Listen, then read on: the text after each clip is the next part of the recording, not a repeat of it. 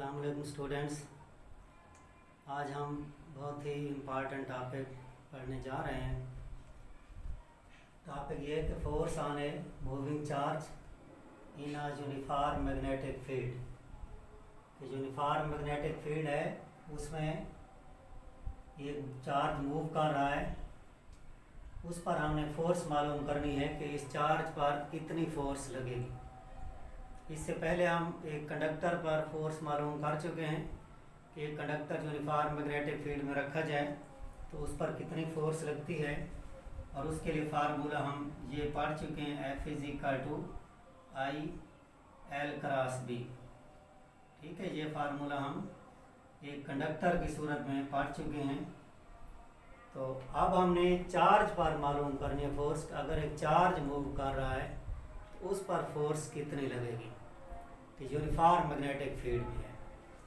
तो इस फिगर में देखें कि हमने कंडक्टर लिया हुआ है जिसकी लेंथ L है, ठीक है, और इसमें ये करंट जो है इस डायरेक्शन में फ्लो कर रहा है, और इस कंडक्टर को एक मैग्नेटिक फील्ड में रखा हुआ है, और मैग्नेटिक फील्ड की direction out of the board है। ये मैग्नेटिक फील्ड की डायरेक्शन दिखाई गई है जो आउट ऑफ द बोर्ड है, B की डायरेक्शन। तो यहाँ पर कंडक्टर के अंदर चार्जेस हैं। करंट जो है वो पॉजिटिव चार्ज की वजह से हम लेते हैं, कन्वेंशनल करंट। इसमें ये पॉजिटिव चार्जेस हैं जो मूव कर रहे हैं, और पॉजिटिव चार्जेस की मूवमेंट की डायरेक्शन वही है जो करंट की डायरेक्शन है, यानी इस डायरेक्शन में v वेलोसिटी के साथ ये मूव कर रहे हैं। और आउट ऑफ द बोर्ड जो है वो B है, मैग्नेटिक फील्ड है। तो इन पर जो फोर्स लगेगी वो इस डायरेक्शन में लगेगी, यानी कि B और B के प्लेन के परपेंडिकुलर, B और B के प्लेन के परपेंडिकुलर इन चार्जेस पर फोर्स लगेगी। तो हम कंसीडर करते हैं कि ये जो कंडक्टर है इसकी लेंथ L है, और इसका एरिया ऑफ क्रॉस सेक्शन जो है वो A है। ये एरिया ऑफ क्रॉस सेक्शन है इसका, ये A के बराबर है। तो let L is length of the conductor, A is area of cross section of the conductor. कि एरिया का क्रॉस सेक्शनल एरिया वो A है कंडक्टर का, A × L ये वॉल्यूम होगा कंडक्टर का, यानी कि एरिया को अगर लेंथ से मल्टीप्लाई कर दें तो ये वॉल्यूम ऑफ द कंडक्टर हो जाएगा। ठीक है, if n is number of charges, अगर इसमें number of charges n flow कर रहे हैं, then total number of charges in volume AL।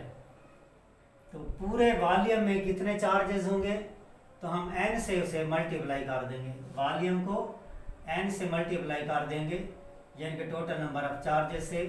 कि ये हमारे पास टोटल चार्जेस आ जाएंगे n × AL। इस वॉल्यूम में, कंडक्टर के वॉल्यूम में चार्जेस n × AL मौजूद हैं। If Q is the charge on single particle, अगर एक सिंगल पार्टिकल पर जो चार्ज है वो Q है, then total charge in this conductor will be ΔQ। ΔQ से हम टोटल चार्ज को ज़ाहिर कर देते हैं। इस कंडक्टर में जो टोटल चार्ज है वो ΔQ है। तो ΔQ किस चीज़ के बराबर होगा, ये बराबर होगा ये total number of charges into charge of a single particle. ठीक है, NaL total number of charges, उसको सिंगल चार्ज से मल्टीप्लाई कर दें, ये टोटल चार्ज आ जाएगा इन दिस कंडक्टर। तो यहाँ से यहाँ पर हमने करंट की वैल्यू मालूम करनी है कि करंट इसमें कितना होगा। तो अब हम कंसीडर करते हैं कि एक चार्ज पार्टिकल यहाँ से दाखिल हुआ है इस साइड से, और दूसरी साइड पर वो t टाइम के बाद या ΔT के बाद वो ये लेंथ क्रॉस कर गया है। ठीक है, ये डिस्टेंस जो कवर कर रहा है एक चार्ज वो ΔT टाइम में है। ये फार्मूला हमने पढ़ा हुआ है, S = VT, यहाँ पे L = VT आ जाएगा। तो ΔT की वैल्यू निकालें तो ये L/V आ जाएगा, L/V। ये ΔT है, ये जिस टाइम में एक चार्ज इस फेज से इंटर होता है और दूसरे फेज से ये एग्जिट कर जाता है। अब हम आसानी से करंट की वैल्यू निकाल सकते हैं। करंट का फार्मूला आप लोग पढ़ चुके हैं, I = ΔQ/ΔT। तो ΔQ की वैल्यू इस इक्वेशन नंबर 1 से दर्ज करें, और इस इक्वेशन 2 से आप ΔT की वैल्यू इसमें दर्ज कर दें। डेल्टा क्यू कितना है, N A L Q divided by delta T. अब डेल्टा टी की जगह ये वैल्यू पुट कर दें एल ओवर वी। तो इसमें देखें कि ये जो एल है ये कैंसिल हो रहा है, तो हमारे पास जो आ जाएगा एन ए क्यू वी, ये हमारे पास रिलेशन आ रहा है करंट का एन ए क्यू वी। ये एन ए क्यू ये नीचे है वी, ये ऊपर चला जाएगा। ये हमारे पास करंट की वैल्यू आ गई इक्वेशन नंबर 2। अब हम एक फार्मूला पहले निकाल चुके हैं, बल्कि मैंने यहाँ पर लिख भी दिया है कि ये वो फोर्स है जो एक कंडक्टर पर लगती है जिसकी लेंथ एल हो और उसे हम एक यूनिफॉर्म मैग्नेटिक फील्ड में रखें। F is equal to I L cross B. इसमें हम आई की वैल्यू यहाँ से दर्ज कर देते हैं, तो रिलेशन हमारे पास आएगा। तो यहाँ लिखेंगे कि force on a conductor of length L, ठीक है, वो ये है, इसे हम एफ एल से जाहिर कर देते हैं। एफ एल यानी कि force on a conductor of length L.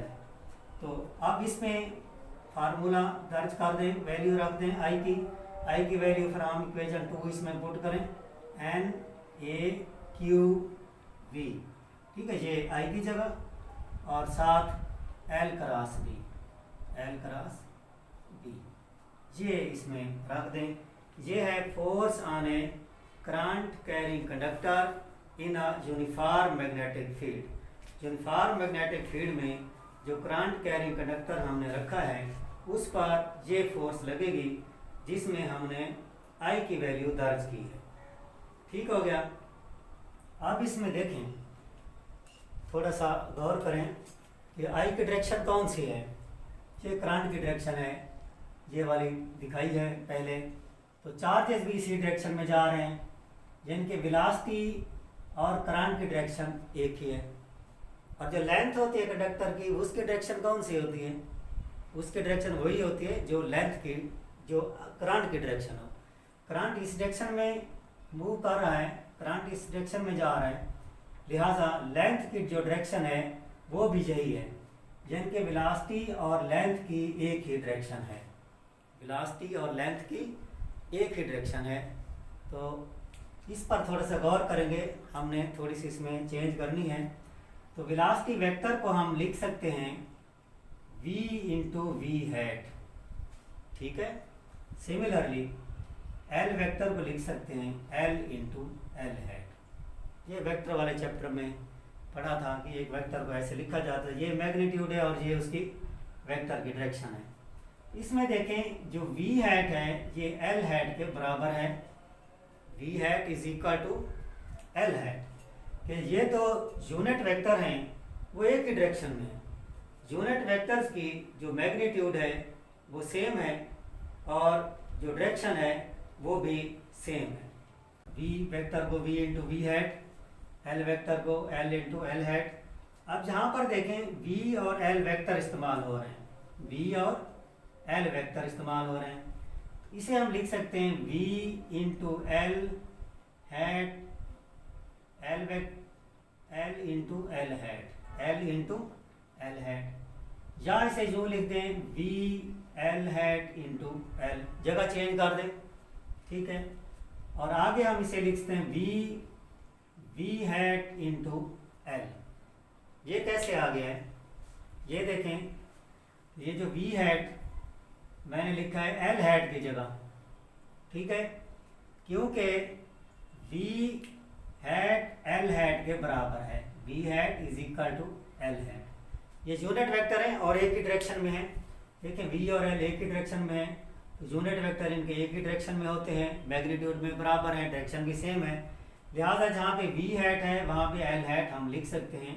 इस l हैट की जगह v हैट लिख दें, तो अब हमारे पास जो रिलेशन बनेगा वो बनेगा v वेक्टर इंटू एल, यानी कि पहले था v इंटू एल वेक्टर, ये बराबर आ गया v वेक्टर इंटू एल, ठीक है।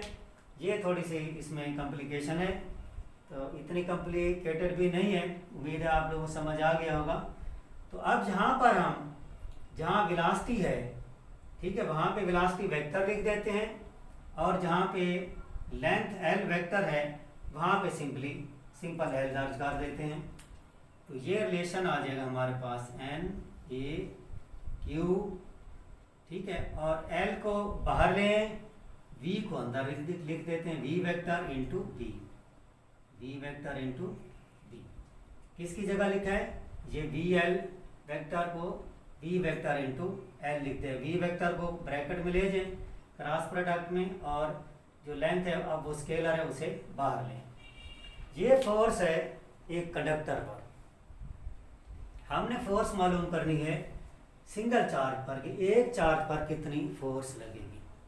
तो टोटल नंबर ऑफ चार्जेस हमें मालूम है कि टोटल नंबर ऑफ चार्जेस जो है वो एन ए एल, ठीक है। हम टोटल नंबर ऑफ चार्जेस से इस पूरी लेंथ की फोर्स को डिवाइड कर देंगे तो वो सिंगल चार्ज पर फोर्स आ जाएगी।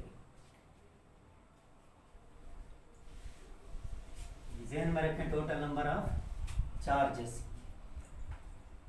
ठीक है। फोर्स आने सिंगल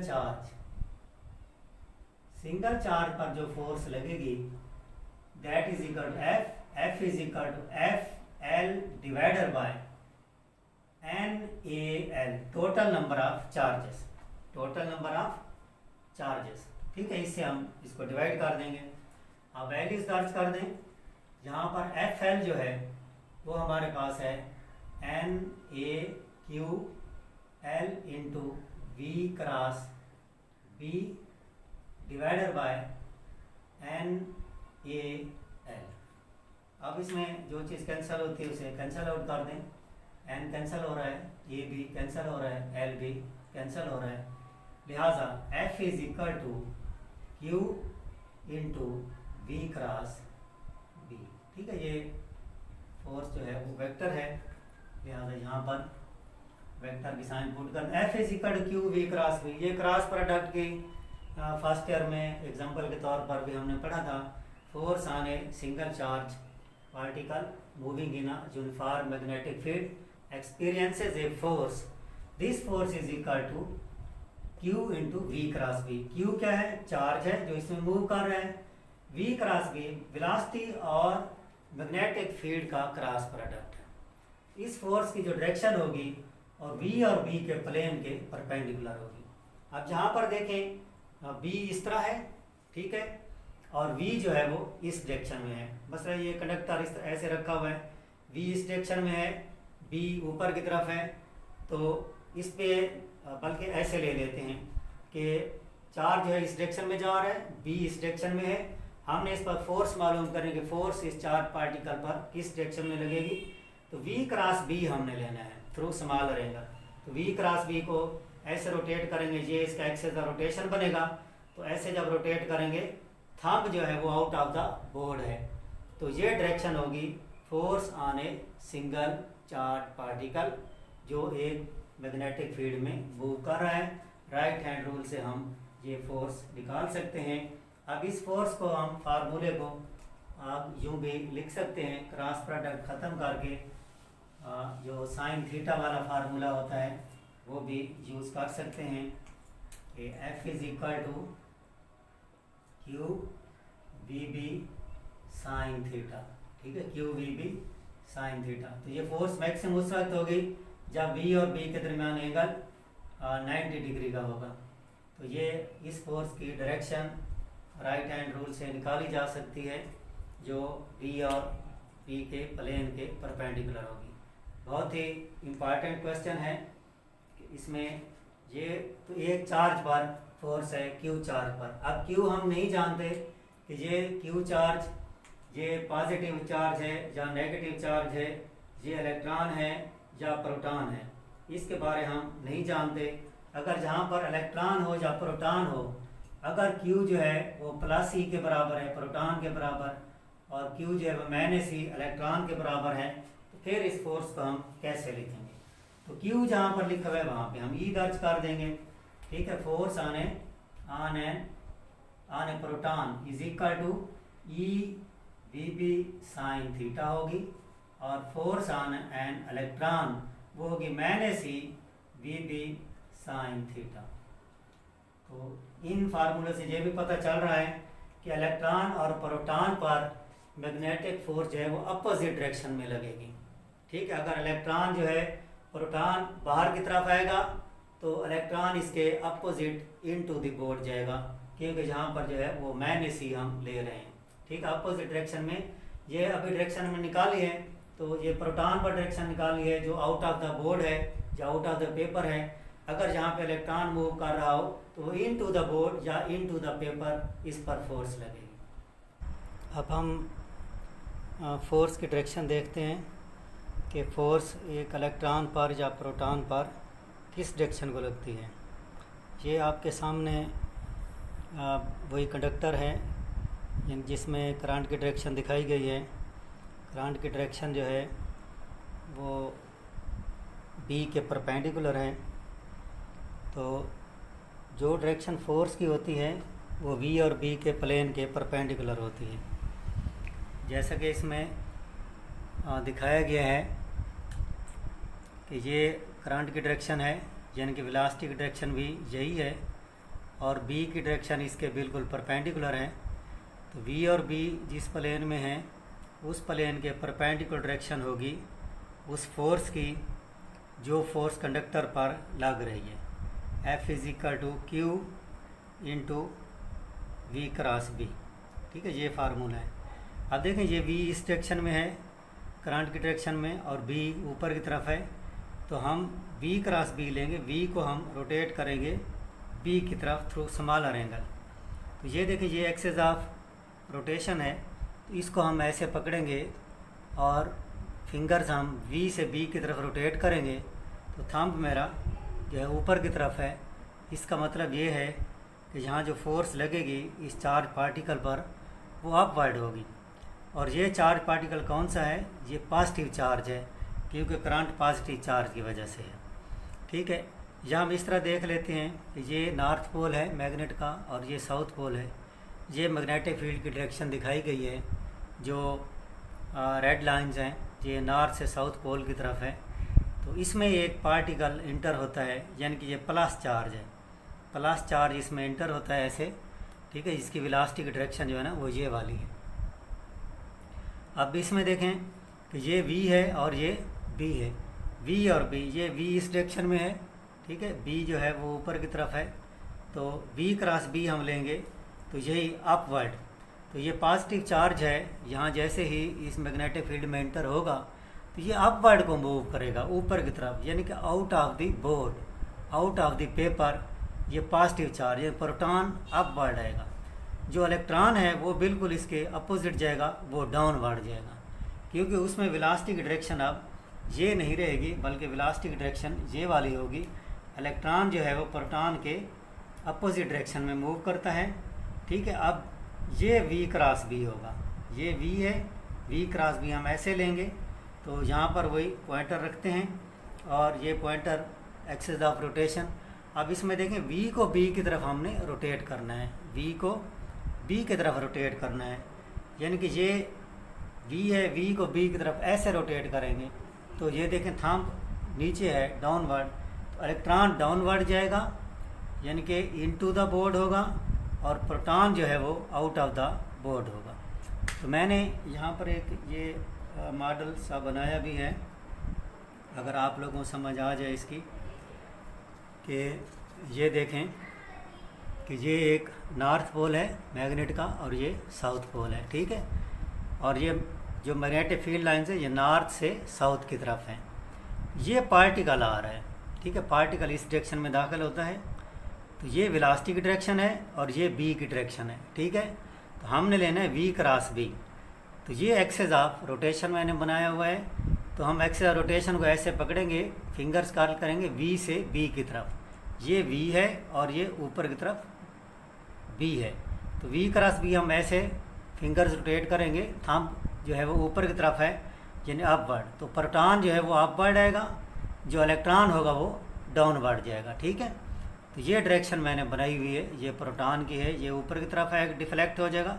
जैसे इस मैग्नेटिक फील्ड में प्रोटॉन दाखिल होगा ये इसमें अपवर्ड डिफ्लेक्ट हो जाएगा, इस पर जो फोर्स लगेगी ऊपर की तरफ लगेगी। ठीक, अगर ये इलेक्ट्रॉन होगा तो ये फोर्स बिल्कुल नीचे की तरफ लगेगी। अब समझ आ गया, क्लियर हो गया होगा, उम्मीद काफ़ी है। तो हम इस तरह राइट हैंड रूल से V क्रॉस B की डायरेक्शन निकालते हैं। V क्रॉस B के प्लेन के परपेंडिकुलर फोर्स लगती है चार्ज पार्टिकल पर। ये हमारा टॉपिक आज ख़त्म हुआ, बहुत ही इम्पॉर्टेंट टॉपिक है। अगर कोई मसला हो तो फिर आप पूछ सकते हैं, इंशाल्लाह आप लोगों को उसका जवाब जो है वो मिल जाएगा। Thank you so much.